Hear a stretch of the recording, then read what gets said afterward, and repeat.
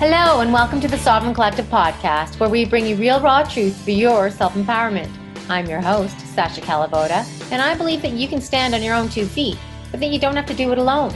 I love learning from people who continually strive to raise the bar, to go against mainstream thinking, and who dare to question the general consensus. People who risk being ridiculed or even risk the loss of their professional status as they bravely question the common narratives and challenge the rest of us to expand our minds and to reconsider what we think we already know. Join me in learning how to take control of your health and your mind so that you can have the energy to think more clearly and the confidence to step up and take responsibility for all aspects of your life. We promise to never censor here because I believe you are strong enough to hear the real, raw truth to make up your own mind. If you like what you find here at the Sovereign Collective podcast, then please share with your friends and family. I so appreciate you. Thank you for tuning in. And now, on to the show. Hello, everyone. Welcome to yet another interview of the Sovereign Collective podcast. We've got Morley Robbins in the house again for interview number 5 on copper. So that tells you a little bit of the importance of copper, this little mineral that we don't hear enough about, because we're into interview number 5. And I'm sure we haven't even really scratched the surface yet. But before we talk about that, before I introduce Morley, I just want to remind you where you can find this podcast, because my last one on brown scats within hours was pulled off of that lovely platform called YouTube. So if you do like to watch it in video format, then go to BitChute and look up the Sovereign Collective podcast there. So I have a channel there where you'll find the uncensored ones. Earlier interviews aren't there because I started it later, but you'll find the more recent ones there. And then, of course, Podbean, iTunes, Spotify, that's where you can find it. And go to sovereigncollective.org and sign up for my email list so that you can be informed when there is another episode released. So got that out of the way. Okay, now back to the topic of the day. I'm really excited about this because working in the wellness world, dealing with customers in one of my hats, and then just educating and doing all sorts of other things, we always hear about iron, and we always hear about people low in iron, and I'm always talking to people about wanting to get an iron supplement. And we're also hearing about copper. Oh yeah, I had my blood test. I'm high copper. Well, Morley's going to inform us as to what that actually means and what we should actually look for, because we've been really taught to fear copper and fear and just accept iron and take supplements of iron. And I know, for example, one of the companies here in Canada, one of their top sellers is an iron supplement, which is a little bit scary because that stuff stores in your body and wreaks havoc. So if you want to listen from the beginning, go to episodes 59, 60, 63, 67. We touch on the basics between iron and copper. We talk about the root cause protocol, Morley's protocol that he created for you to download at therootcauseprotocol.com. I hope I got that website right. He is the author, by the way, of this book here, Cure Your Fatigue. Excellent book to have on your shelves. And what else have we talked about? We talked about color in the body, hormones, thyroid, energy, how we run our hormones in general, ceruloplasmin, ratios, how the color has changed in the body. We've talked about spleen. We've talked about liver. We've talked about so many different things. So if you are on your health journey and you feel like you are still struggling, it could be that you have a copper deficiency. But it also could be that what you are doing regularly is depleting that copper, and you might have an overabundance of one particular mineral that is really impeding your copper metabolism, which is something that Morley is going to talk to us about today. So we're going to talk about new things. We're going to reiterate some old things. I've got some questions from you listeners from the past that I would like to bring up. So it's going to be a great episode. Thank you, Morley Robbins, for being with me again today for episode number 5 on copper. I'm delighted to be here. Thank you for the opportunity, and look forward to checking off all of those categories and then some, and answer the questions that people have, because that's where the rubber hits the road. Because people, they don't hear about this, and then they learn about it, and they've got questions. So I'm sure we'll cover all of that in our time together. So I look forward to that. Absolutely. And the misinformation, right? So you are the guy to go to when it comes to this topic, because there's a lot of, they'll go to their naturopath and they'll go to other medical professionals and they'll get some very different information than what you share with them. And so I think that's you're an important resource for a lot of people who are struggling as a result of poor information.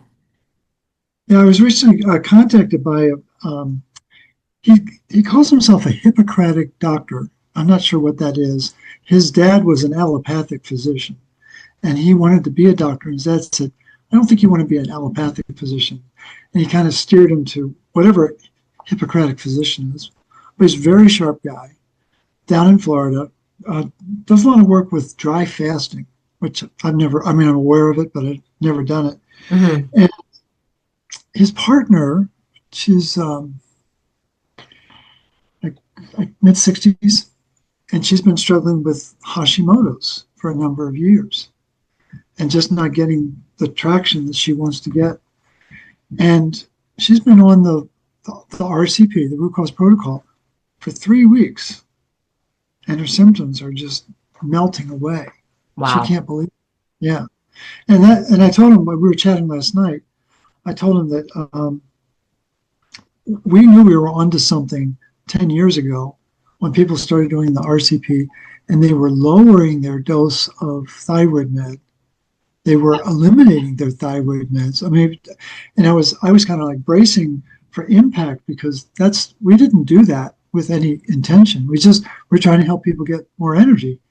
And it was suddenly clearing up all the confusion in their thyroid. And he made a really important point last night, which I've often thought, but it's nice to have someone from the outside validate it. He said, when you think about the antibodies, they know there's a foreign entity there. They're trying to do something to respond to it, but it's not presenting with the right chemistry. Right. Well, it's iron. Iron's what's building up in the thyroid, and the body's the immune system's responding to that, but it doesn't know what to do with it. And so he said, what he really appreciates is the focus that we put on the excess iron, causing all sorts of problems in the body. And he said it's very rare to have people begin to bring that kind of laser focus to what is really driving all these problems. And so, it's an N of one. I get that. It's anecdotal, but he's been around the block, and he's very excited by what he sees. So that's kind of encouraging. And this N of one, though, I think it's very significant, and we can't, like, I talk to people personally all the time. Is there a double-blind, placebo-controlled study around their results? No, but I'm talking to people who are having personal experiences, and this is real life, and to me, those are the true studies. Those are the real life, right in front of you. I did this, I've been doing this my whole life, I did this, I changed this, and this is the result that I've gotten now. And that is significant to me, and that's why I love talking to people directly to get their story, because I get to share so many different stories that way, and that's super significant. Absolutely. So I think people need to realize that there's more to the story. Whatever symptom they've got, it's very rare that a practitioner, doesn't matter what their training is, it's very rare that a practitioner would know about the lack of copper and the accumulation of iron. Right. And they kind of flip sides of the same coin. And I think more and more people are learning that. But I think it's an important background template to be thinking about, could this be a copper issue? Could this be an iron issue? And how are they related? And it begins to simplify the solution, I think, tremendously. So Absolutely. Another way for people to think about it. Absolutely. And just, guys, the root cause protocol, I think we break that one down. We refer to it in probably all the interviews, but I think we break it down in episode 60 with Morley Robbins. So that's the protocol that you can download for free, or you can actively work with a root cause protocol practitioner. And basically he talks about all the stops. So stop doing all the things that are depleting copper and causing iron to accumulate in your body, and start doing these things to build the copper and reduce that very damaging iron that's stored in the body, even though your blood test might say otherwise, right? So Morley, let's talk about, I want to just read a couple of things going on. So let's talk about some of the major fallacies first before we get into new information and questions and things, because I can't tell you how many times I have had people say that they've had their blood tested and they're high in copper. They're copper toxic. What is actually going on? Because I feel like that's not the truth of the matter. And what are all the elements that we need to look at to really get a true picture of the status? No, great question. Very important question. Like again, the meme that runs medicine is you're anemic and you're copper toxic. And the truth is just the opposite. You don't have enough copper to run your body, and when there's low copper, you're going to have iron, but it's not going to show up in the blood work. It'll be in the tissue. It's not going to show up in the blood work because the blood work is not the tissue. People need to really understand that. So what helps to really frame this answer is to know where copper is found in our body. So 46% of our copper is in our bone marrow. So almost half of the copper that we have in our body hangs out in the long bones of our body, where new red blood cells are made at a rate of 2.5 million red blood cells per second. That's a staggering statistic. 24/7, 2.5 million, like clockwork. And in the course of a 24-hour period, we're replacing 200 billion red blood cells. Now, again, these numbers, like, they go right over our head. Yeah. We can't relate to it. As a friend said, there are only three numbers: 1, 2, and a lot. Stop talking about the big. No, I'm not going to stop talking about the big numbers because they're important. You need to put all of this in context. But there is this voracious appetite to break down red blood cells and make new red blood cells. But that really requires a lot of copper in the bone marrow.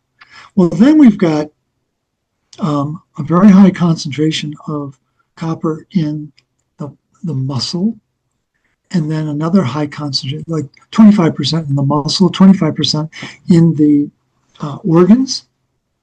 So suddenly we're very quickly getting close to 100%. Well, only 1% of the copper is found in our blood. 1%. And of that 1%, 95% is supposed to be complexed to the copper protein ceruloplasmin. And that's a term that means sky blue. Cerulo is French for sky blue. And then plasmin is in the blood, in the plasma of the blood. So for the folks who are not hematologists, you take a vial of blood and you spin it down, and you're going to have two fluids in the test tube. The bottom half is going to be what's called packed red blood cells. It's going to be this vibrant red. And then the top half is going to have the color of wheat, kind of like the color of your wall almost behind you. And that's the plasma that's supposed to have the mineral composition of seawater. There's 92 minerals in the sea.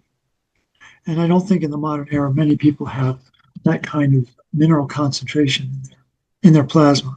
But the fact of the matter is, that's where ceruloplasmin hangs out. And so this is a very important protein, one of the largest proteins in the body, 1,046 amino acids. To put that into context, insulin is 45. So, and what makes ceruloplasmin so unique is there between 6 and 8 atoms of copper inside it. So it's like a tank, actually. It's like designed, and soldiers like to be inside the tank. They don't like to be on the outside of the tank. And what happens is there are chemical agents that will destabilize and denature the tank. It's not impenetrable. One of the most challenging elements in our diet is sugar. And when your blood sugar rises above 120, the coffers open up in the tank and the copper comes out. And suddenly you have this elevation of copper in the blood. And the understanding is that it's rogue copper that's unattached. As soon as copper comes out of the ceruloplasmin structure, it's going to be bound to albumin, a transport protein called transcuprine, or an amino acid called histidine. There is no unbound copper in the blood. There is no toxic copper in the blood. Does it have the same reactivity that the copper inside the ceruloplasmin? No, but it's not a rogue elephant.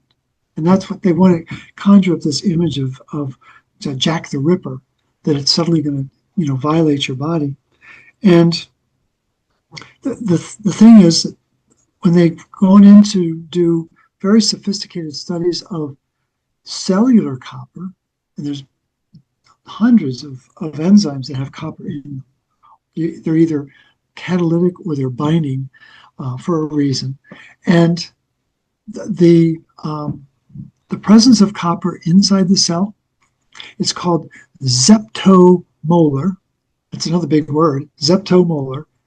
That's a 0.16 zeros followed by a 1.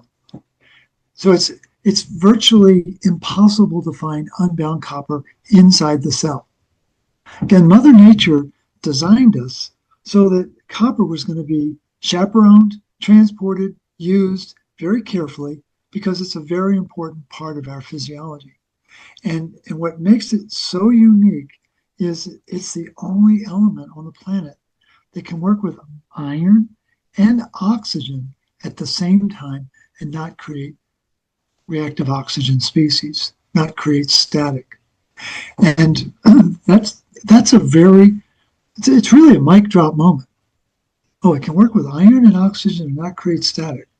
Wow. And what people need to understand is that they've probably heard of the Merck Manual, and the Merck Manual has 20,000 problems listed in it. And what's important to understand is that all 20,000 start with one event: oxidative stress. And that oxidative stress, when oxygen can't be activated to become water to release the energy currency, ATP, it becomes reactive oxygen species. Oxygen is very reactive. And so the party line is that copper takes on this very toxic persona, and they're going out of their way to try to demonize it, especially in the hair tissue mineral community, and in the there are a lot of practitioners who buy into the idea of copper toxicity. But again, the chemical agents that will destabilize ceruloplasmin are blood sugar, ascorbic acid, high doses of ascorbic acid, birth control pills, hormone replacement therapy are the top 4, and then antibiotics. Those are the big 5 that will typically destabilize. And so the question is not, what do I do about my copper toxicity? The real question, the most important question with your practitioner is, what caused the ceruloplasmin to become unstable, become unnatural, and release the copper? And know that we're in a 1% medium. The blood only has 1%. And so what does that mean? Well, there's it's supposed to be 100 milligrams of copper in our body. 1 milligram is found in the blood. 1 milligram. And it's going to be a lot of atoms in that 1 milligram. But it's not like we're talking about 90 milligrams of copper in the blood. It's a 1% concentration. And so I think there's been a lot of hocus pocus around this. And so the 2 terms that are the most offensive are copper toxicity and vitamin A toxicity. Yeah. Everyone's afraid of vitamin A. And again, by design, because what is really critical are 2 enzymes in our body that load copper into their enzymes. So those enzymes have the name ATP7A and ATP7B. Now, 7A relates to a condition called Menkes disease. People may have heard of that. And it's a condition where there's an absolute shortage or deficiency of copper. And ATP7B relates to a condition known as Wilson's disease, where there is this buildup of copper in the liver and also in the brain because it's not being properly jettisoned out back into the bloodstream. And what people are not talking about is why aren't the exit doorways working properly to release the copper to go back into the bile to go back into our feces. That's the key. And those mechanisms are easily stressed. That's the problem. And people don't realize how important retinol is in their diet to allow these two enzymes, 7A and 7B, to load up the copper into 7B is loading ceruloplasmin, very, very important function. 7A, hundreds of other enzymes. It's amazing the breadth and depth of what it's capable of doing. And that is completely lost in traditional medical education or nutritional education. In fact, recently I was working with a neighbor who's a really good friend of mine, and he loves to do AI research. I said, well, let's peer into the top 10 medical textbooks used around the world and the top 10 nutrition textbooks used around the world. And let's see what kind of mention they have of two terms. One is ceruloplasmin, and the other is called nutritional immunity. And this is a concept. Nutritional immunity was coined by Ed Weinberg, who was a famous scientist at Indiana University. And he was basing on research from the 40s. But what he basically developed was this concept that you should never ingest an element that's going to feed the pathogens.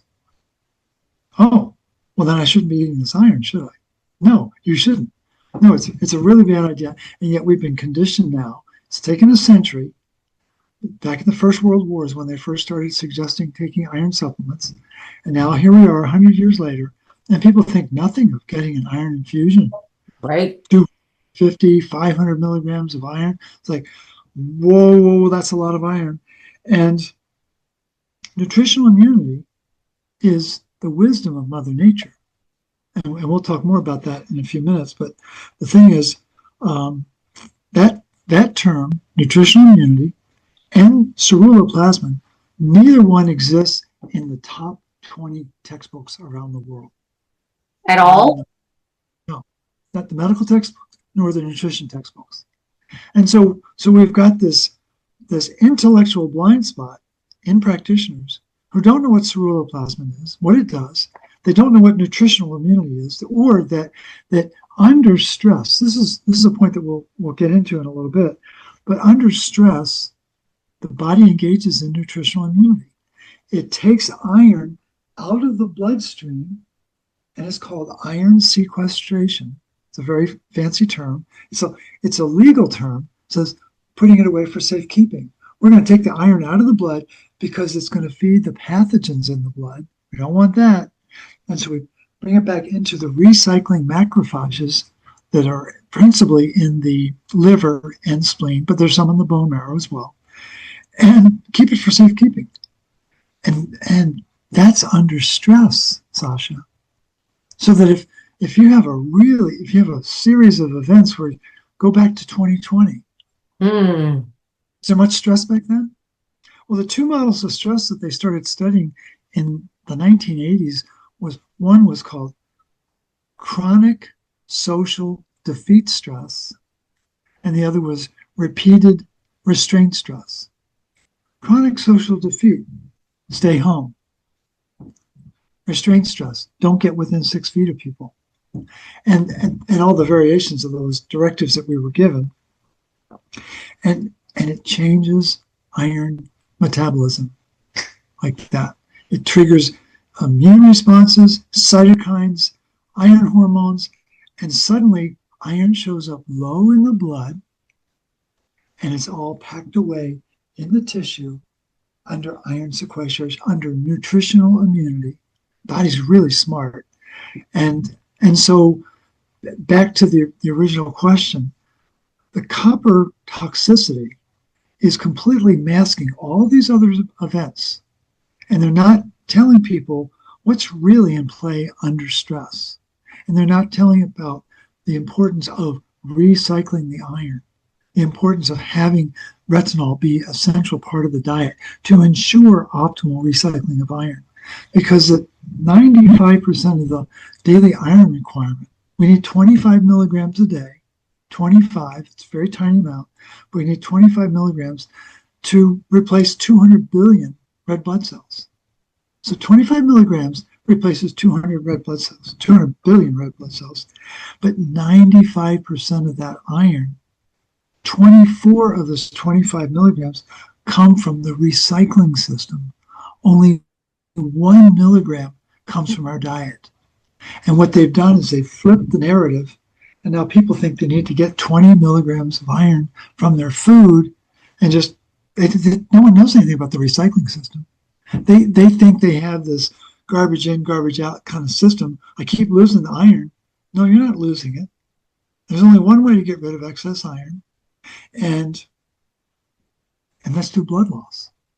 And the common misconception is that women, by virtue of your menstrual cycle, are regularly losing iron, right? I'm sure that's something that you and others that you've known over the years have worried about. And am I losing too much iron? It turns out that the woman's body recycles iron differently than the man. I just learned that this morning. Yeah. It's like, what? And so there's this conservation of iron in the woman's body, even though she has menstrual loss. And what's fascinating is it was a famous pathologist named Jerry Sullivan at the University of Florida in Gainesville.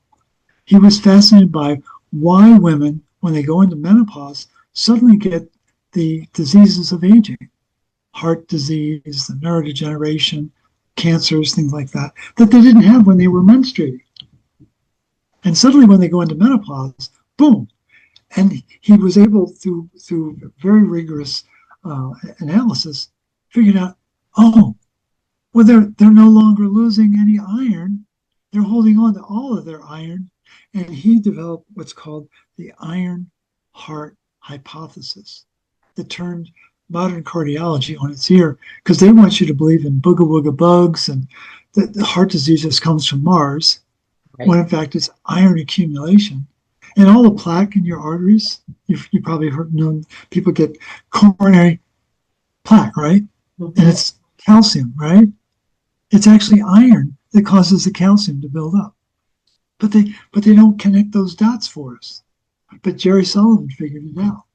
And so the truth is out there, but you have to really be persistent, very patient, find podcasts like this that really tease out what's really going on inside our body that is completely foreign to the internet.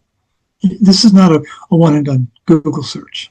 This is meticulous research. I mean, I've been at it for 16 years now, and I just enjoy the process.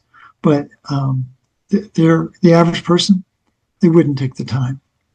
I mean, if people saw my office, saw how much paper is in this office, in this condo. Oh my! We have a storage locker. It's almost like a coffin. It's bigger than a coffin. It's filled to the brim with research papers. Wow! Thousands of research studies in that little coffin. And then there's boxes. There's 20 boxes downstairs in the basement. And it's like, what am I going to do with that paper? I have no idea. But I wanted to have the physical in the event that something happened to the electronic. Well, it's getting scrubbed, right? So Yeah. I think it's very important to have the physical books like this one right here, to get the physical papers and print them. Don't just save them on a hard drive somewhere. It's extremely important to have the paperwork right now. Oh, you got a new one. The second edition is coming out in November 11th.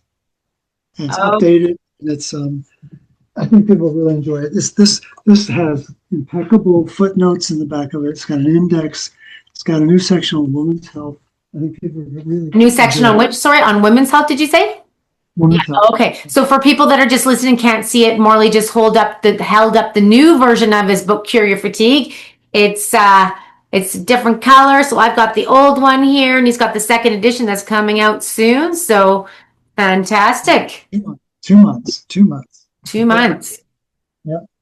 Okay, and I just want to bring back that the vitamin A thing because again, that's another thing that people are very fearful of. And this is what because I know the fat soluble vitamins are very important for mineralization and proper metabolism of minerals in general to mineralize your teeth, your bones, and things like that. And when I learned that from you that copper it's dependent on the vitamin A to get to the ceruloplasmin, I knew right then and there that rang so true for me in a world, and I know I said this probably in the first step in our first interview, in a world where we are being urged to become vegetarians and vegans to save the planet. And obviously, preformed vitamin A is going to be a nothing burger in those haha, no pun intended, in those diets. And if we know that the common recommendations aren't exactly there for our best interest, then that totally made sense. Right then and there, it's like, this is truth. Yeah. It's truth. Yeah. The importance of copper. They're trying to save the planet for the elite. There's a part of the sentence that's missing. Right. It's not exactly what we've been told. Yeah. Exactly. Okay. So say somebody says, well, I want to know my copper status. I want to know my iron status. What should they do to get the true picture of what is going on in their bodies?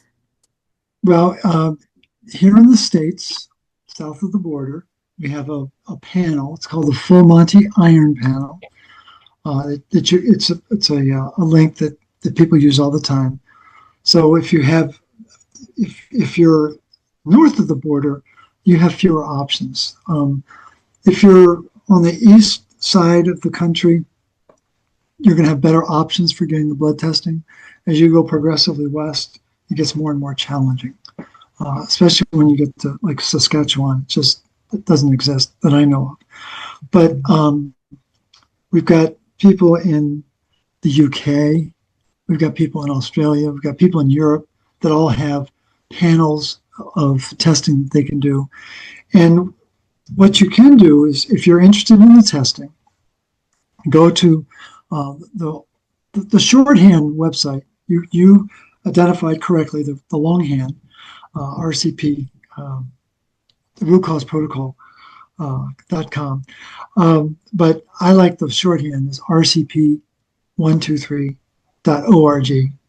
And there you can go to the resources page and you can look up blood testing. And we'll have the link for the Full Monty panel. And you can go to that link and then you can do a screenshot of the 12 blood markers that we regularly use. And It's going to be a bunch of markers for iron.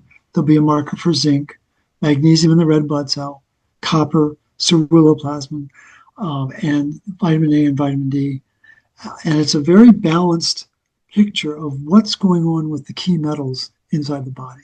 And the part that people don't realize is that there's a lot of interest in zinc these days. People think it's the Huge. Yes. Right? Which started with the COVID cocktail, Right. which was high dose ascorbic acid, high dose vitamin D, and high dose zinc. What most people didn't realize is that that's the perfect triad to kill copper in the human body. So there's a reason why they want us taking zinc. Wink, wink. Come on, don't take zinc. What about the people that are taking zinc with copper and they think that they're covering both bases there? Doesn't work that way. And so the zinc is very, very powerful. Get it from your diet. Get it from oysters or from meats, but I don't think it's designed to be taken from a bottle. And what people need to know is that when you do take zinc, you're going to lower copper, which is going to dysregulate iron. And it's the zinc that's throwing everything off. And then suddenly the body is confused as to what am I supposed to do? What metal is important? Who's in charge? And zinc can be very, very disruptive. And there's a lot of credence given to zinc being a catalytic mineral. I can't find evidence of it. It's a structural part of many enzymes, but I don't think it has it does not have the sway that people have been led to believe that it has in our body. Okay. And then another one I just popped to mind because also of course the citric acid is depleting copper and it's not ideal, and citric acid is everywhere, but yet you can get copper citrate supplements. How is that in comparison to a copper bisglycinate or the other forms of copper?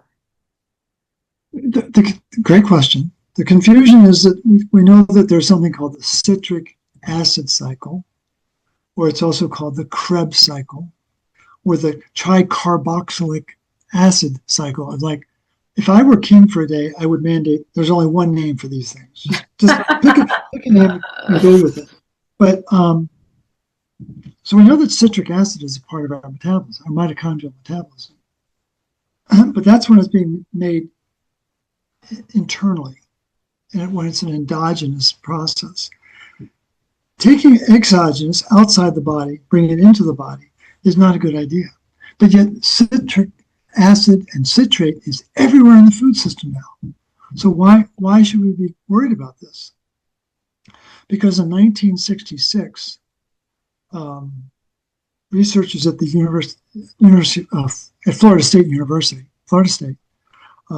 under the direction of Earl Frieden, discovered that, and I think the main author was Osaki, O-S-A-K-I, but they discovered that citrate and citric acid is considered an endogenous inhibitor of the ferroxidase enzyme. Okay, now what's that? So we were talking about ceruloplasmin, which is the copper protein, and it has many substrates that it can work with. One of the most important is iron. And in that context, it uses an enzyme called ferroxidase, which is very critical to manage the valence of iron, so that in order for iron to go through membranes, it needs to be +2, but to be stored or transferred, it needs to be +3.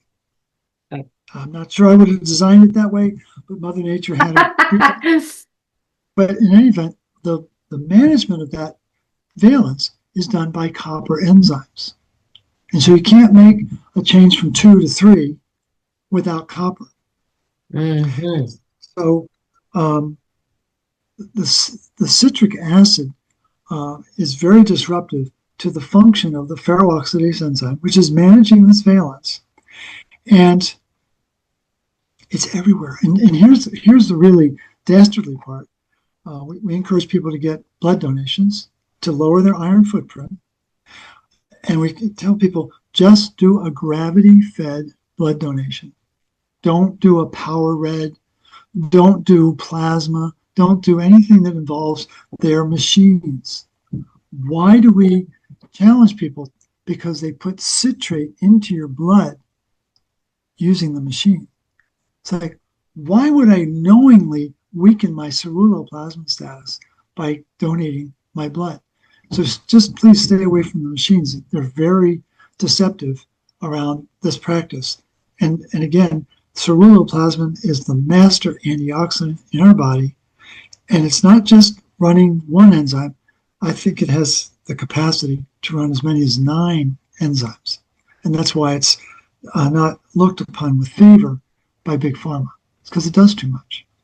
It's very good at what it does. It's very good. So copper citrate not being the ideal form of copper, but then people are saying, but Morley, I eat oranges and lemons and limes, and there's citric acid in those. So is that harming me? Well, I don't know. I think the what's really tricky is the difference between citrus, citric acid, and citrate. And truth be known, they involve pH. And what's in the orange or the lemon or the lime is a lot of whole food vitamin C. Right. Not ascorbic acid. Right. Whole food vitamin C, which has tyrosinase at the core, has multiple bioflavonoids, and then has ascorbic acid as a shell. That's a completely different beast than ascorbic acid. And I think that the prevalence of whole food vitamin C offsets the citric acid that might be in the fruit. Okay. And again, I think it's all about concentration as well. Right. You know, the dose is everything, as Paracelsus would say. The dose is the poison. So I think, truth be known, I understand why people are confused. Because these little simple things can really throw you off. And I think people get into gridlock about what am I supposed to eat. And what I typically do is just tell people, eat like your ancestors would eat. Eat foods that they would recognize. If you need a guidance, turn to the local chapter of your Weston A. Price Foundation. Yeah, 100%. And just do the best you can, but try to avoid the center of the supermarket. Try to avoid drive-through eating. It's fraught with all sorts of danger, and there's all sorts of chemicals in that food that people aren't even thinking about. It's going to affect the natural chemistry and homeostasis inside the body. So, and let's just remind. Sorry, go ahead. let's just remind people also about a very ubiquitous chemical out in the environment that is a mineral chelator that is having the impact. So also the quality of the food is very important to ensure proper mineralization. So You're thinking about farming chemicals? Like glyphosate, right? Yeah.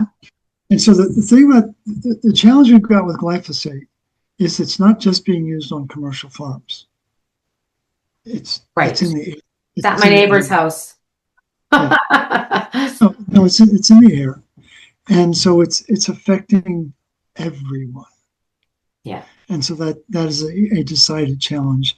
And a team of scientists in France did a study in 2022 and discovered that 99% of French citizens are paying glyphosate in their urine. That's a very sobering statistic. 99%. So it's having an effect on our physiology, and it's going to affect some very important enzymes in our body. So we just have to be very vigilant to restore and revitalize our nutrient base through our diet and through our supplement routine. And that's the whole basis of the root cause protocol, is to have that chance to revitalize. And remind us the ratios at which it's being chelated in comparison to other minerals, please. You want to get into all the weeds, right? So people are familiar with earthquakes. So there was an earthquake just yesterday morning, I think around 2:30 in the Bay Area, and it was I think it was like 4.3 on the Richter scale. Oh, That's wow. nothing. It's just dishes will rattle, but it's not cataclysmic. At the other extreme, when you get up to an earthquake of 12, no one survives that. And again, it's logarithmic. It's powers of 10. It's one step from 3 to 4, but it's an increase tenfold in power. Tenfold in power. So when you're going from 3 to 12, it's a really big increase in power. And so glyphosate chelates calcium and magnesium at we'll call it an earthquake of 3.3. So it's okay. That's not too bad. It'll chelate iron and zinc around a 9. So powers of 10. That's a big jump to go to 4, 5, 6, 7, 8, 9. That's like 100,000-fold increase. That's a big jump. But to get to copper, it's chelating copper at a 12. So what's the significance of that? That means that glyphosate can chelate copper 1 billion times faster than it chelates calcium and magnesium. Well, again, big number, we can't relate to it. 1 billion times faster? I mean, I remember in college, my mom was the executor of her dad's estate. And with the proceeds, she bought a Mercedes sports car, the 350 SL. Sweet sweet little car, and it had a lot of horses in it. And I remember taking a trip to Florida, and I remember driving it on the highway. Highway speed, the speed limit was 70. I was going 140, so that was twice the speed limit. And the wall of green was a wall of green. Just when you're going at that speed, I can't imagine what the Formula One drivers when they're doing 200 miles an hour. That's insane. But the point is, when I was a little boy, a guy named Chuck Yeager broke the sound barrier by going 10 times the speed limit. So he's going over 700 miles an hour in the X15. So that's 2 times, 10 times. We can't relate to a billion times faster. No. And so it goes right over our head, and we think, well, I don't understand that, therefore it can't be important. No, it's really important. It's really important. And people need to take the time to stop and think, do I really need this cheeseburger from the drive-thru? Do I know where the wheat came from? Do I know where the animal was raised and things like that? And you really got to think through, if you have any intention of longevity, you got to be very thoughtful about what you're eating. It's very, very important. Very important. And the part that's playing in the background real quick is that what is accumulating in our body as we age is iron. It's very well chronicled in the research. The iron biologists will tell you it's 1 milligram for every day we're on the planet. 1 milligram. Day. Every day. And so I'm 72, soon to be 73, and I've got like 27,000 milligrams of iron in my body. And I look different. This is a fun picture. See if I can find this real quick. Just to give your listeners an idea of how you age.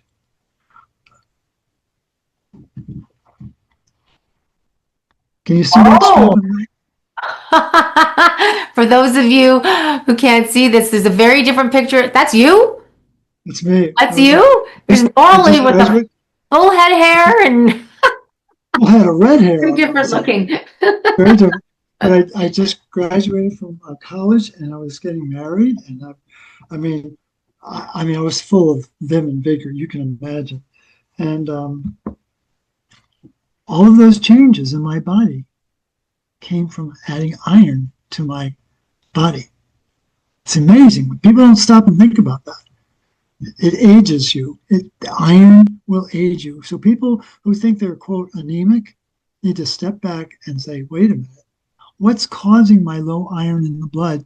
And I just finished doing a starter course and a long course. The starter course is 90 minutes. Long course is 3 hours long, teaching people that this concept of iron deficiency anemia, it isn't what they think it is. I don't think it exists on this planet. And so people need to really rethink what's actually taking place inside their body. And why is the iron accumulating?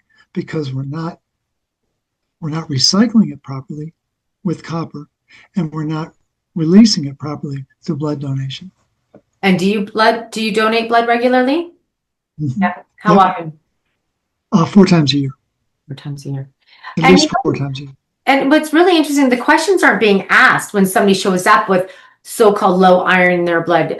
When you look at the nutritional cost of certain foods or even pharmaceuticals, there are certain drugs that will deplete copper, and they will list the side effects. I tell people, look at what drugs are you taking? Have you looked up the nutritional cost? Because you can find a drug that depletes copper and it'll tell you that the side effect is iron deficiency anemia, but it didn't say that it was depleting iron. It said it was depleting copper. And then they'll go and have their blood test, and then they'll just put more iron in. It's so crazy, and nobody's asking the questions. It's all conditioning. It's all the training. And let me show you a chart. I think you'll get a kick out of this.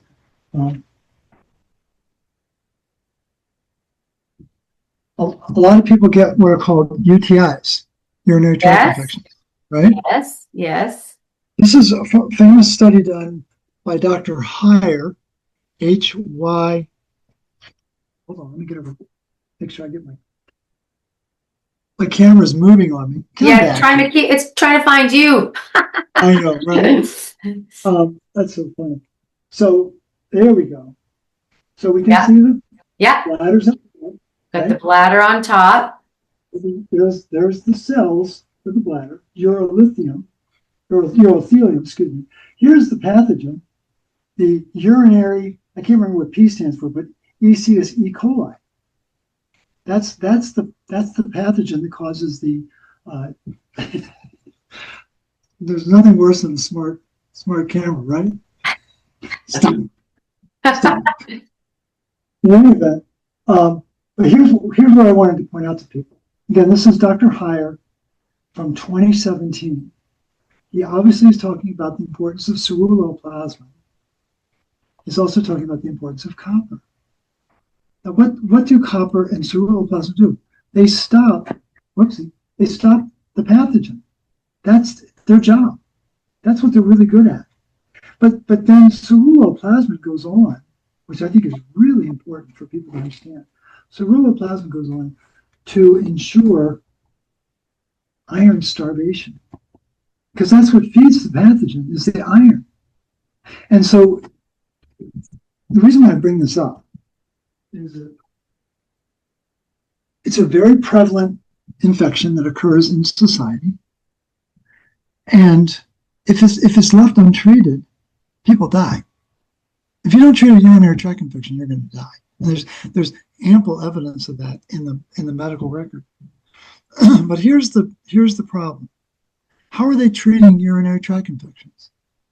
With antibiotics. Right. And the go-to antibiotic is ciprofloxacin, which is one of the most powerful antibiotics on the planet. And what does it do? Oh, it chelates copper. It has known properties to chelate copper, to create tendon tears and all sorts of problems in the body that people, they don't know where it came from. I was talking with a woman day before yesterday. She has severe, recurring, chronic UTIs. She was on Cipro for 1 full year. Whoa. And I almost dropped the phone when I heard that.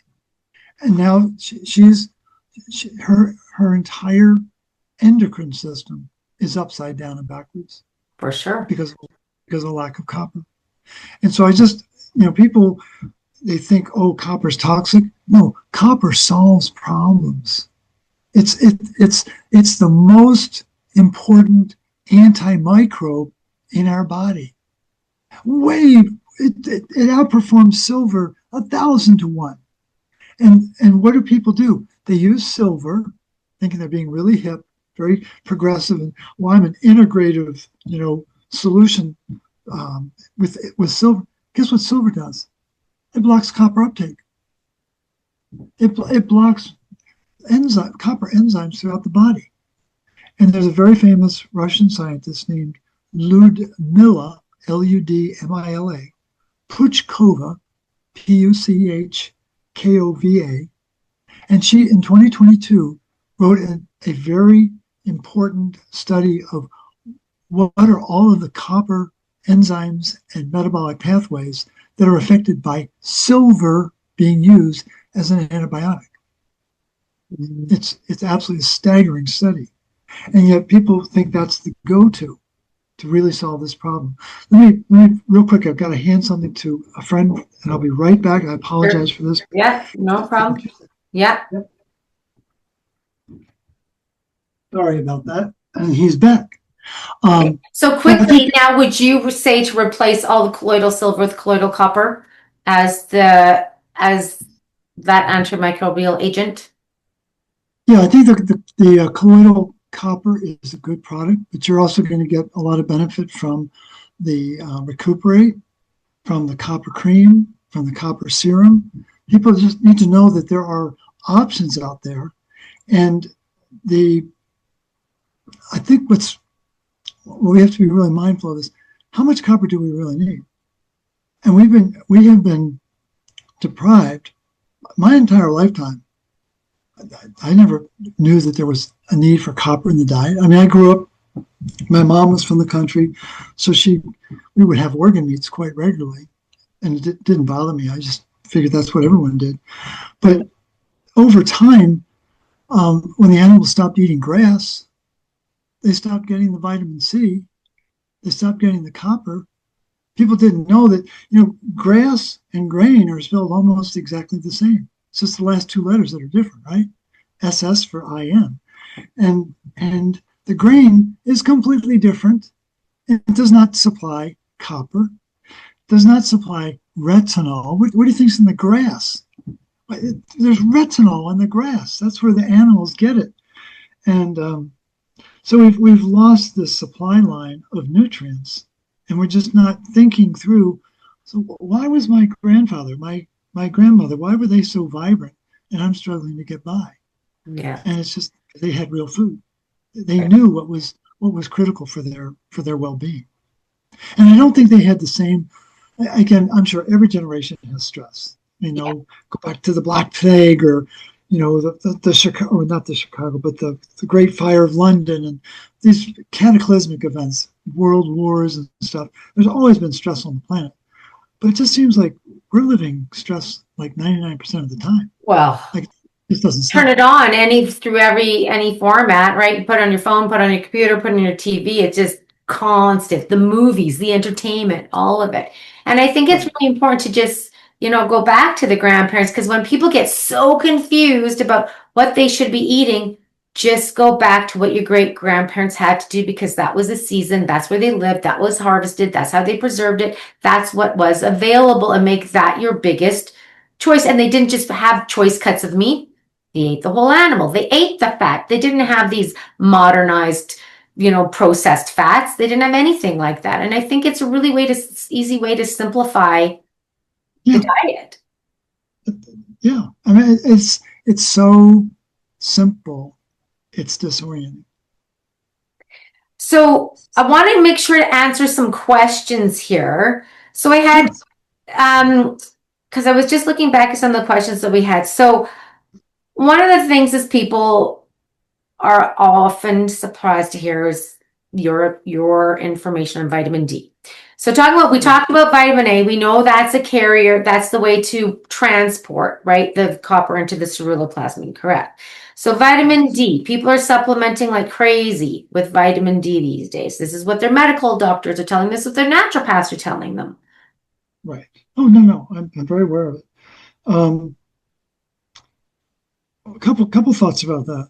So one of my strategies in this work was to find articles that I really found robust, that I could tell just by the wording that the researcher had really thought it through and was telling the truth. And then I would track them down and I would call them to thank them. Novel idea. These people don't get a lot of phone calls from the public. Right. And there's one guy that I called. His name is Fred Kumaro. And he was down at I was living in Chicago at the time, 2010. And he was in Champaign-Urbana. Had been down there for 50 years. It's a long time, folks. And when I called him, he was 98 years old. And he invited me down to his home for lunch, and then we were going to go do a half-day tour of his lab. I was like, bring it on, I can't wait.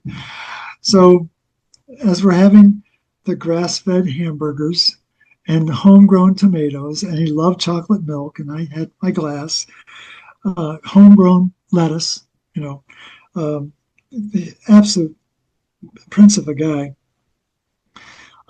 He had done research in the 1970s for a decade. That's a long time, a decade of research, documenting the impact that vitamin D had on pigs and their metabolism. Okay. What people don't know is that the metabolism of the pig and the metabolism of the human are pretty similar. Very, very similar, actually. Strikingly similar. And we may have some friends who we would call pigs, but actually the physiology is very, very similar. And the conclusion of his research was, you don't supplement with it. You don't supplement with vitamin D. It causes coronary calcification. It is very disruptive to a lot of parts of our physiology. And in the early 80s, after he'd done all this research, he was invited to be a keynote speaker at an international symposium on vitamin D supplementation. And you got a picture. Dr. Kumro was about 6'2", big guy. And even though he was 98, he was still very vital. And so he's telling this story about this process that he had gone through. And I said, well, Dr. Kumro, what happened at that symposium in the early 80s? Again, you got to picture this guy, 98 years old. He leans forward. It's like a light bulb memory. He says, oh, Morley, I'm the only one left standing. All the others are dead. And so he gave me a lot of articles about the downside of vitamin D. And because of his commitment to the truth, I really took him to heart. But I began to discover that vitamin D supplements. Now again, within the root cause protocol, we encourage people to take cod liver oil. So you're getting both vitamin A and D, but you're getting it in the right concentration. You're getting 10 times, sometimes 20 times more vitamin A than vitamin D, but you're not mono supplementing. Right. That's the danger. Mm-hmm. And you're not using synthetic forms of it. And so I began to learn that when you take vitamin D supplements, you get what's called renal potassium wasting.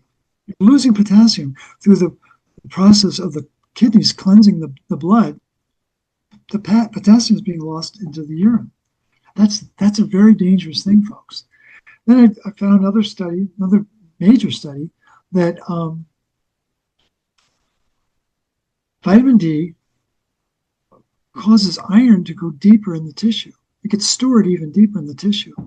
And there's a reduced ability to make energy when there's a singular focus on vitamin D supplementation. There's a protein in our body that acts as a smoke alarm. It's called hypoxia-inducible factor 1 alpha, HIF1A. It's one of the most important genes in our body.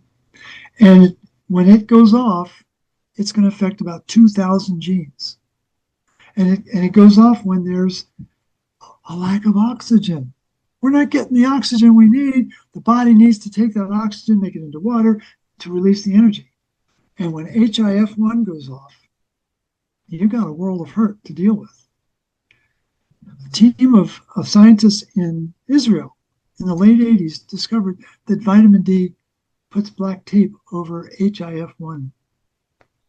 So the smoke alarm can't work. They're taking the battery out of the smoke alarm. Oh, interesting. Okay. So then you don't know you have a problem. Yeah. So you probably have a smoke alarm in your office and in your home, right? And then every fall you have to go through that annoying process when you hear the beep, you got to replace the battery, right? Yeah. Well, vitamin D takes the battery out. Interesting. Yeah. Those are just 3 examples that I'm sharing. There's a masterclass within the RCP.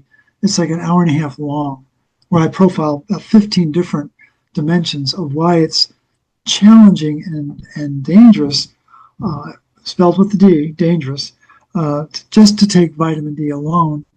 And to me, the greatest affront, not just these things I've just mentioned, it's that the uptake mechanism for fat-soluble vitamins, especially for A and D, is binary. And it can either take A or D. It can't take both. So when you start to flood the body with vitamin D, you don't get any vitamin A. And that's why we promote cod liver oil, because you're going to get the balance of the two. And the body's going to be able to respond to that. And it's, to me, the immune properties of vitamin A, I think, are vastly more important than the immune properties of vitamin D. But the spotlight, this big spotlight from on high, has been shining on vitamin D. And who's in the shadows? Vitamin A. And back in the 1920s, when they discovered vitamin A, when they were giving out Nobel Prizes for vitamin A research, what were they doing with the vitamin D? Throwing it in the garbage. Because they figured it had no value. Other than rickets, it didn't do anything. And now it's like Superman. It's faster than a speeding bullet. I'm not buying the story. In the same way that I don't buy that copper and vitamin A are toxic, I don't believe, and it's not just a belief, it is grounded in hundreds of articles that I've read, that vitamin D has a wicked backside to it that no one talks about. And no one is aware that there's a better way to do it, getting it through your food, especially through something as nutrient dense as cod liver oil. And that's, if people are worried about their vitamin D, I get that. Then take cod liver oil. And if you happen to live in the right climates, get out in the sun. And the other confusion is that, oh, I need my vitamin D every day. No, our species is designed that during the summer months, we go out into the sun, we get the tan that you've got on your arms, right? We work on that. Yeah. But what that's doing is it's activating the process to make vitamin D that gets stored where? In the liver, and it's good for 6 months. So you don't have to worry about the winter months suddenly, oh, what am I going to do? My vitamin D is going down. It's supposed to go down. Yeah. That's the whole point. That's an thing, because it's supposed to be cyclical, and that's why also, though I do choose to eat more liver in the winter months as well, and make liver pate and get the more organ meats in, and get outside. And we're not eating organs like we used to. We're shunning ourselves from the sun like we used to. All sorts of things that we're not doing naturally. So it's not even just the diets of old; it's the lifestyle of old, and how we didn't, cover ourselves up from the sun and didn't go out in the middle of the day, and we ate whole food. So yeah, I okay. think we've gotten lost. We've learned to no longer trust, and I understand where it comes from, but historically, our ancestors did not live on supplements. No. They lived on food. Yeah. And they would especially get these fat soluble vitamins from their diet, especially the fish in their diet. Yeah. And again, I want to draw a quick distinction between this vitamin A and vitamin D and essential fatty acids. We're not promoting essential fatty acids in the RCP for a reason. The emphasis needs to be on vitamin A and D. I don't ascribe to the fact that the essential fatty acids are the panacea. I think the minerals are what prevent the inflammation, and then you don't need to worry about the essential fatty acids. Right. Completely different way of solving the problem. Right. Fair. Understood. Okay. So somebody was asking also, how does copper affect the white blood cells, especially the neutrophils? Do you have any information on that? It's instrumental, it's primal, it's essential. So when the white blood count is low, the person has copper deficiency. When you have what's called neutropenia, too few neutrophils, you're copper deficient. That as soon as you have copper in your diet, the process of making blood, there's a blueprint. It knows how many red blood cells to be making, knows how many white blood cells to be making, and the white blood cells come in a spectrum of expressions.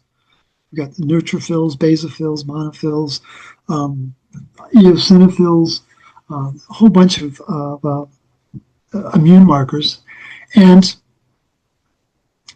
the neutrophils are the Marines of our immune system. So that when there's a problem, neutrophils are the first ones to the scene. And what's really interesting is what activates the neutrophils? Copper. So could this elevation of copper in the blood actually be a good thing? That the body's saying, hey, I'm responding to a problem and I need to get the neutrophils activated.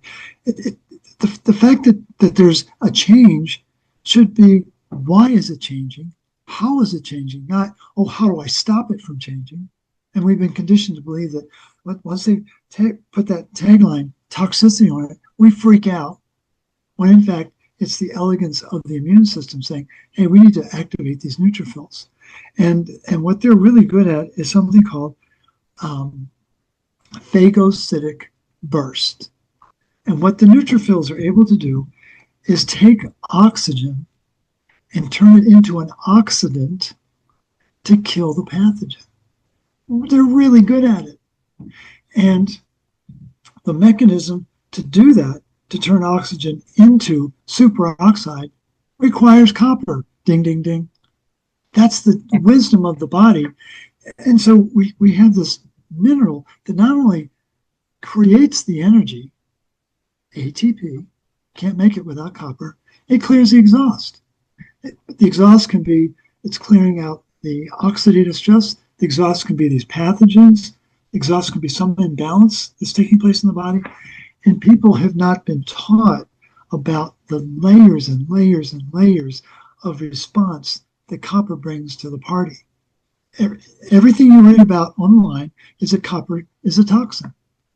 And I think what it would be important for people to do is when you see this din of insanity coming at you, copper toxicity, vitamin A toxicity, flip it around in a mirror and say, wow, maybe the copper is really important. Wow, maybe this retinol is really, really important.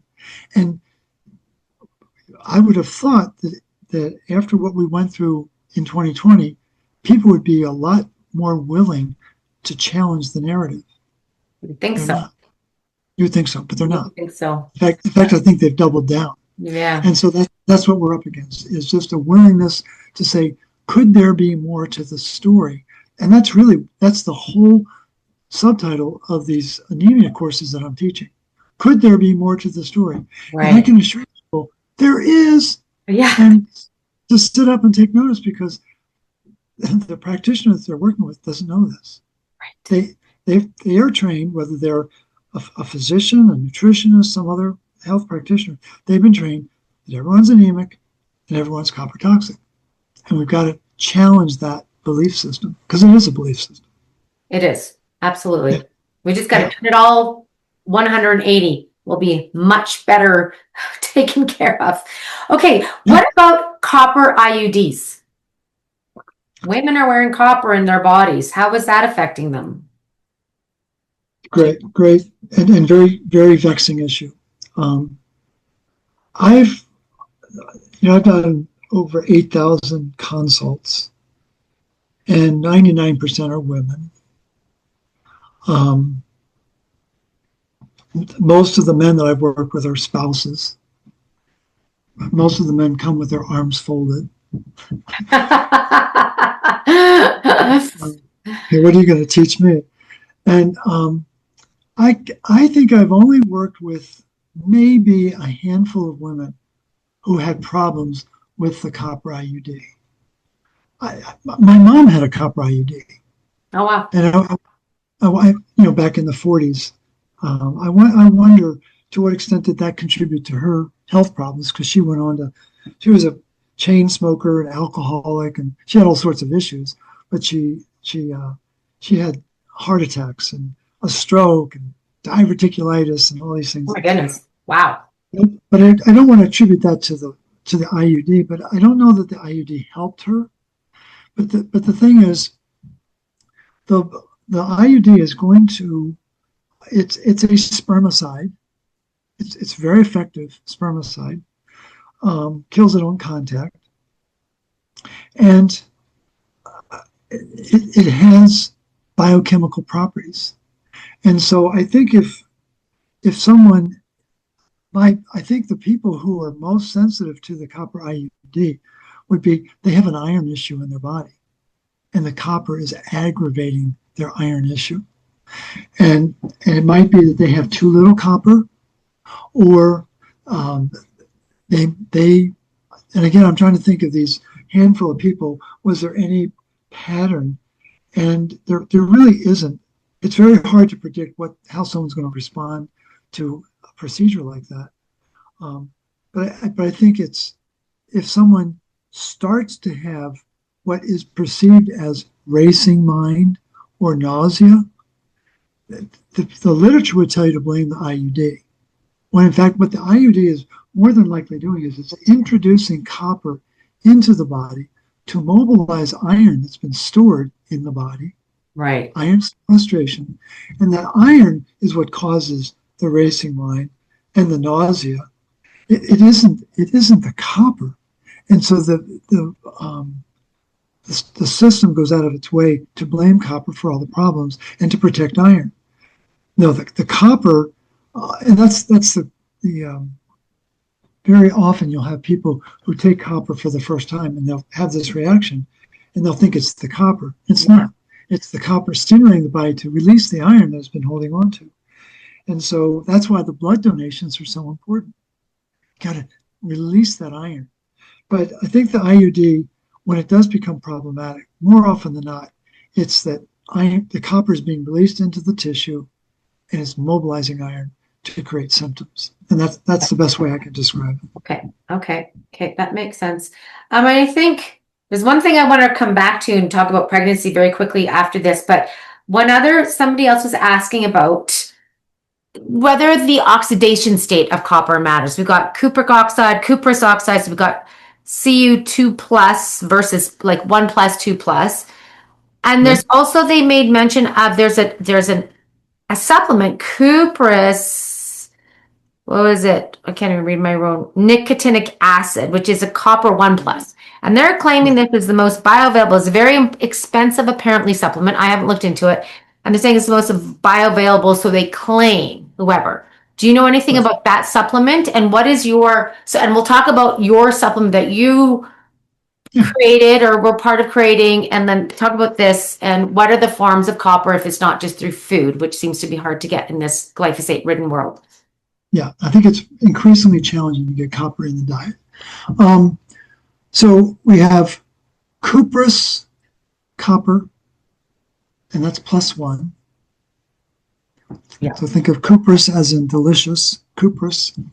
And we have cupric, like icky, is +2. Yeah. +1 is intracellular, inside the cell. +2, it's outside the cell. Okay.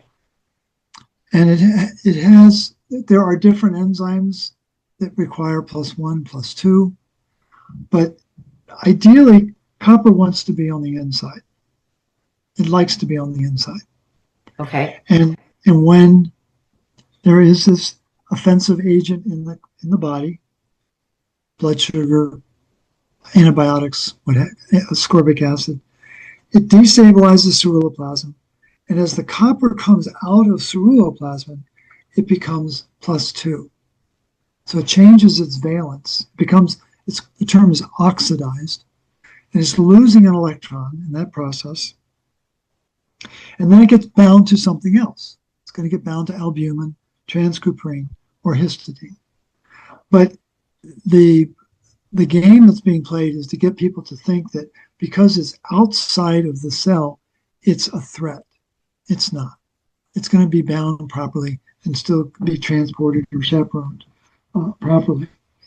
The cuprous nicotinamide you're talking about was developed by Charlie Barker probably 7 or 8 years ago now. It's been quite a while. And when Charlie came on the scene, he was out in Flagstaff, Arizona.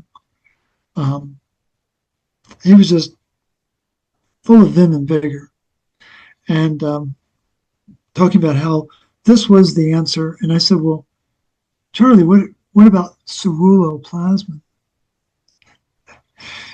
And for 2 solid years, Charlie told me that ceruloplasmin had nothing to do with copper status. Yeah. And I knew eventually he would come around, but I never confronted him publicly about it. I would call him from time to time and said, dude, you better do your research. I even went out to his lab in Flagstaff. Dr. Liz and I had a session with his black field microscope and watching the parasites in the bloodstream. It was fascinating. And then he put his copper into the slide and all the parasites died, and like that was magic. I'm like, Charlie, any copper will do that. But he convinced me to take some of his copper, his cuprous nicotinamide, and my blood pressure went up 40 points. Went up 40 points. Like that. And he blamed my high magnesium intake. I'm like, dude, the only thing that's been different is your product. And so he came up with this phrase, proper copper, got to be +1. It's what plants do to copper. They get the +2 and they turn into +1. It's like these minerals are moving back and forth between valence all the time. And I think what's important for people to realize is that the beauty of the recuperate, the copper bisglycinate, is that they'll tell you it's a +2, but in fact, it's a copper 0. And why is that important? Because that means that there's nothing that's going to stop its movement through the membrane.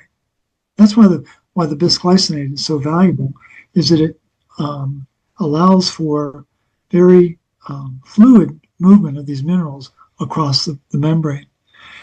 And so there was intention in using copper bisglycinate. There were other options, but that was considered, and still to this day, I think it's considered the best. Where I think recuperate is different is we made sure that there was food there. Yeah. The desiccated beef liver, the spirulina, the turmeric, and then again you can get it in with or without boron. And again, now there must be 40 or 50 different forms of copper that people can get, which is great. A rising tide is going to raise all boats. And I get very excited when I think about the number of people who are now taking copper and beginning to bring sanity back into their metabolism. Do I think all the coppers are the same? I don't. And I don't want to sound like a supplement whore that my copper is the best. I think it's a really good copper. But I think it's important for people to realize that the most important thing for people to take away from this conversation, I mean, we've covered a lot of ground. Don't assume that copper is in your food anymore. Yeah. And you've discussed that. And I think it's important for people to realize that farming has changed in their lifetime, and it has altered the access to the nutrients, especially the minerals. And we've got to come to terms with that reality. And that the reason why the root cause protocol exists is we must have a daily regimen to bring these nutrients into our body so that our body gets its fullest expression. That's really what it is. Right.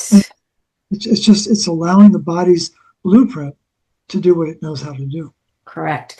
And I just want to bring in one last thing, because this is such an important thing for starting off right properly, is and I know we've talked about this before, but I was just reminded by this by somebody who was pregnant, and they were told they were in their later trimester and their iron was dropping, so they had to get iron into their body.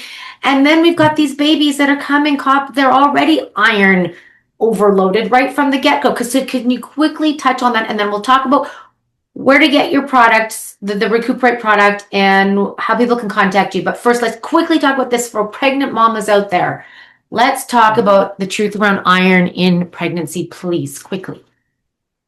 For the gearheads, you want to track down the article by Myra, Meira, Fields, plural, PhD, Copper Deficiency in Pregnancy, and it was published in 1990. Maybe one of the most important, certainly one of the top 10 articles that I cherish. The second is by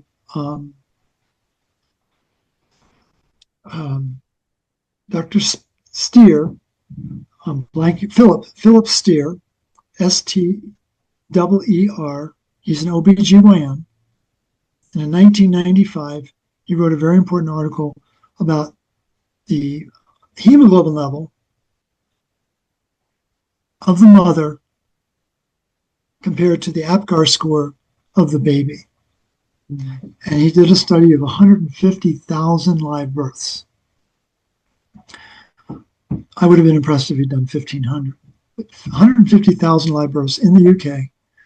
And what he was looking for was what's the ideal hemoglobin for the mom to produce the healthiest APGAR score in the baby. Now, what shocked him, and I think anyone who's ever read the article, is to find out that the hemoglobin level for the healthiest babies, hemoglobin in the mom, is between 8.5 and 9.5, or 85 to 95, depending on how you do the calculation, which is well below what birthing practitioners think is acceptable. They think it's got to be well over 10 or preferably over 12, which is absolute insanity. Now, the reason why I bring up these two studies is both authors denigrate the use of ferritin as a blood test to assess iron status in a pregnant woman's body. Ferritin is an inflammatory blood marker. Mm-hmm. Pregnancy is inflammation on steroids. Uh-huh. You cannot use ferritin as an accurate assessment of what's going on in that person's body as it relates to iron. It's a completely distorted image. And so, and they're not the only two authors. I could name 3 or 4 others. But the point is, the intelligentsia of copper and iron know you do not use ferritin as an indication of iron status in a pregnant woman's body. Practitioners, they're not intelligentsia. They're very smart, but they've never done the research. They've never read the research. Mm. And if they have read the research, then they are practicing malpractice to use ferritin as a marker for iron status.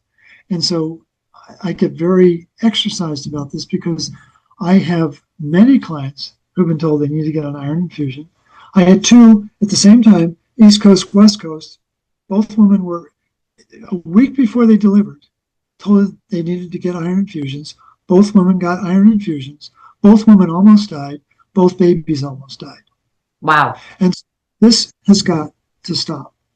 And this idea on this planet, where iron is the #1 element, at 36% of the Earth's composition is iron, where there's iron fortification, iron supplementation, and this obsession with iron to think that, well, I'm bleeding it out or I'm not absorbing it.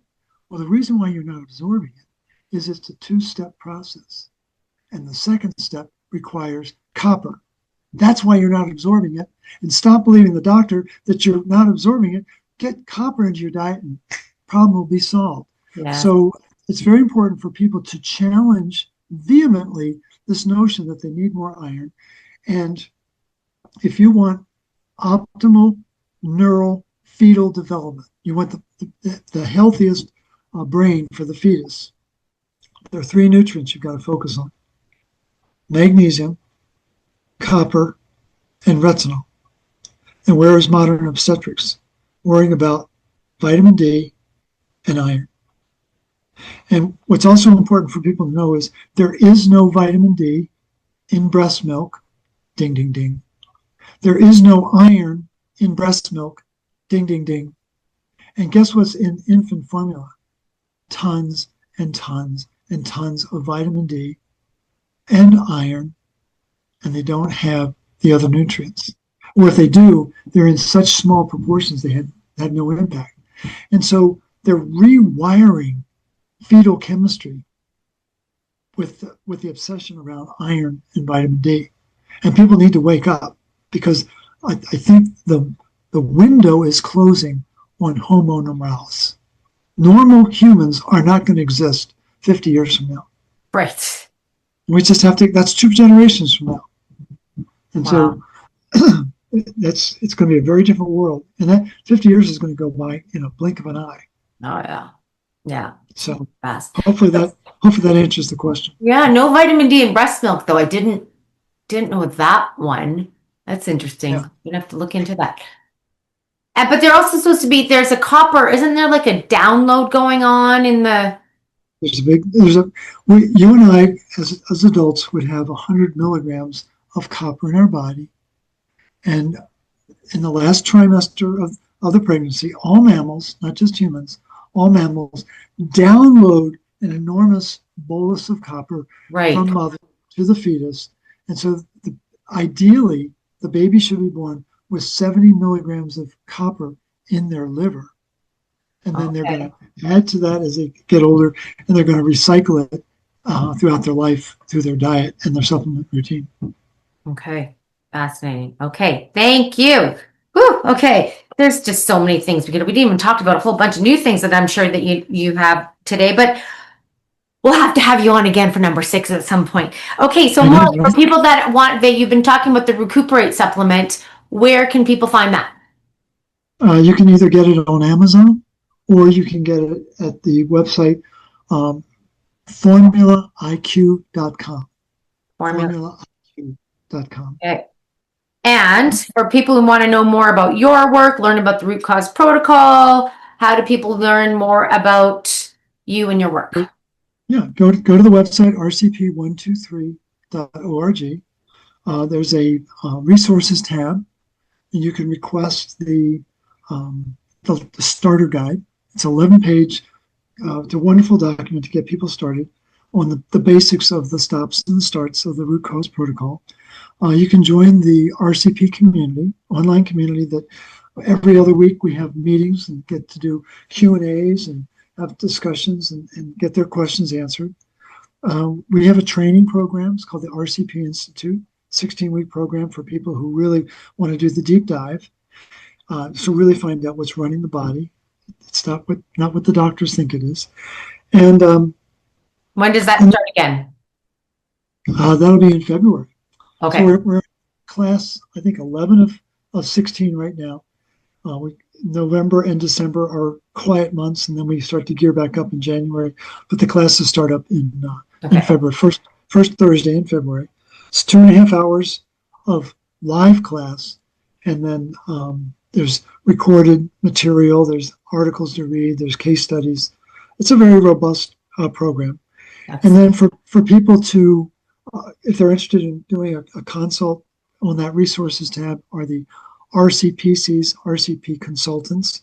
They're very happy to help you out. And then invariably people want to reach out to me, and I'm happy to have them do that. They can use my email, either morleyrobbins@gmail.com, or my phone number is 847-922-8061. And the most entertaining part of those phone calls is the hypoxia that starts the call. Because I pick up my phone all the time, and the person on the other end goes, "Oh, Yankard!" Right.